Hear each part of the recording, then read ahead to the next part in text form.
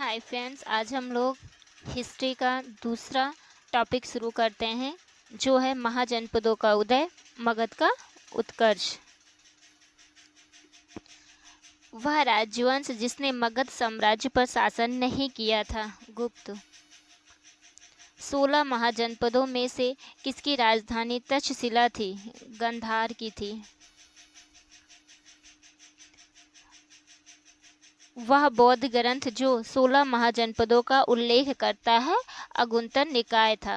वह बौद्ध ग्रंथ जो 16 महाजनपदों का उल्लेख करता है कौन सा है? अगुंतर निकाय है। प्रारंभ में राजगृह जो आधुनिक के राजगीर का प्राकृतिक नाम है, जो मगध की राजधानी थी, बिहार थी। मगध की राजधानी थी बिहार थी। प्रारंभ में राजगृह जो आधुनिक के राजगीर का प्राकृतिक नाम है, जो मगध की राजधानी थी, बिहार है।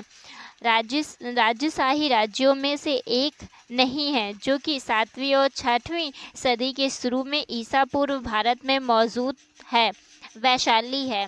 राजशाही राज्यों में से एक नहीं है जो कि 7वीं और 8वीं सदी में शुरू में ईसा पूर्व भारत में मौजूद है, कौन सा है? वैशाली है। मिहिर भोज शासक थे, प्रतिहार वंश के। मिहिर भोज कहाँ के शासक थे? प्रतिहार वंश के थे। तक्षशिला की ओर बढ़ते हुए सिंधु नदी को पार करने के बाद 326 ईसा पूर्व में भारत पर आक्रमण किया था, सिकंदर ने किया था। तक्षशिला की ओर बढ़ते हुए सिंधु नदी को पार करने के बाद 326 ईसा पूर्व में भारत पर आक्रमण किया था, सिकंदर ने किया था। प्राचीन काल में बौद्ध काल के दौरान कपिलवस्तु के शासक थे, शाक्य थे। प्राचीन काल में बौद्ध काल के दौरान कपिलवस्तु के शासक थे, शाक्य थे। 326 बीसी में सिकंदर और राजा पोरस के बीच युद्ध किस नदी के किनारे लड़ा गया था? झेलम में।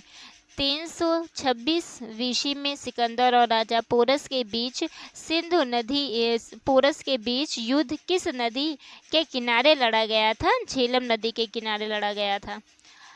हरकन्या वंश का वह शासक जो अजातशत्रु का पुत्र था और जिसने पाटलिपुत्र नगर की नींव रखी, उदयन है। हरकन्या वंश का वह शासक जो अजातशत्रु का पुत्र था और जिसने पाटलिपुत्र नगर की नींव रखी, उदयन है।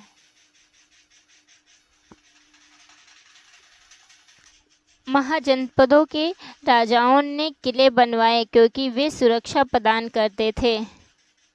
महाजनपदों के राजाओं ने किले बनवाए क्योंकि वे सुरक्षा प्रदान करते थे।